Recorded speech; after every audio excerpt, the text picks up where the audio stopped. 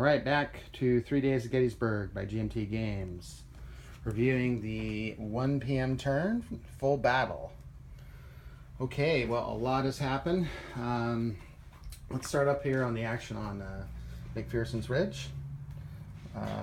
Let's see. Wadsworth decided to go on the offensive and attack the center of Heath's line, and actually ended up routing more units than last time. If we go down here, Heath has lost, he's had 5 regiments rout, lost a whole bunch of artillery, because again, the Confederates made a mistake of not providing infantry support for their artillery. It came at a heavy price though. As you can see, we've got collapsed units here and here. These are Union units who made it through the lines, eliminated a lot of the artillery, but they took a lot of damage. The one sole remaining artillery battery here opened up on the units and just really wrecked them pretty badly. We got elements of Archer's Brigade have actually slid down here because there was a hole opening here where the Union had punched through, and now Archer's Brigade is moving down to try and stop them. Down here we've got the artillery reserves entering in here. We've got Lee and Pendleton who came in down here on the Chambersburg Pike. Pender's artillery is going to be moving down to try and support the action down here on the far right flank. And we've got Garnett and the rest of Heath's artillery is going to move up here, making sure they have some infantry support before they move too close. Rhodes' division has moved onto the map fairly slowly. Not a lot of action has taken place. Just some artillery, a little bit of infantry fire, but you can guarantee that Rhodes is going to go on the full offensive. Why? Well, because we got the 11th Corps moving up here and creating a pretty good defensive line here north of the town of Gettysburg.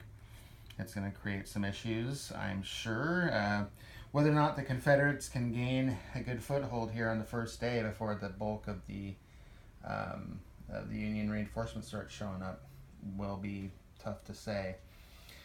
We got the rest of the 11th Corps coming up the Tawnytown Road, heading up here to support the right flank.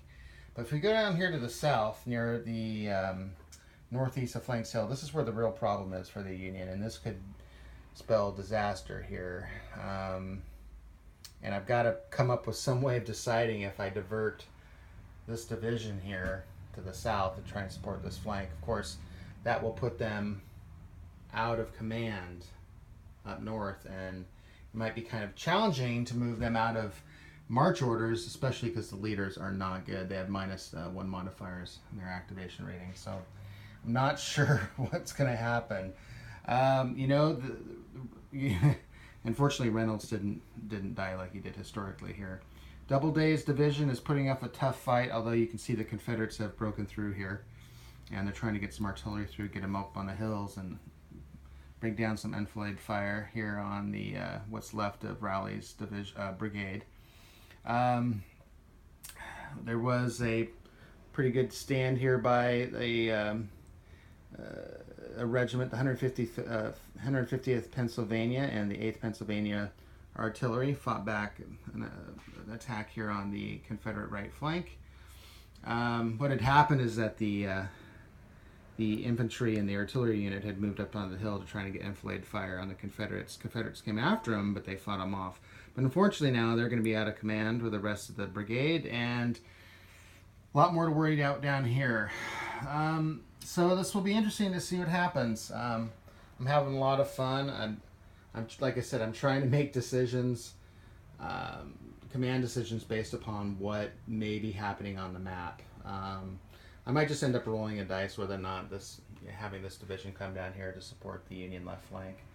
And a lot of it depends on what's coming in. But I don't think the Union's getting any significant reinforcements here for the next 2 or 3 turns. I don't think they get any until the 4 p.m. turns. That's 2 more turns.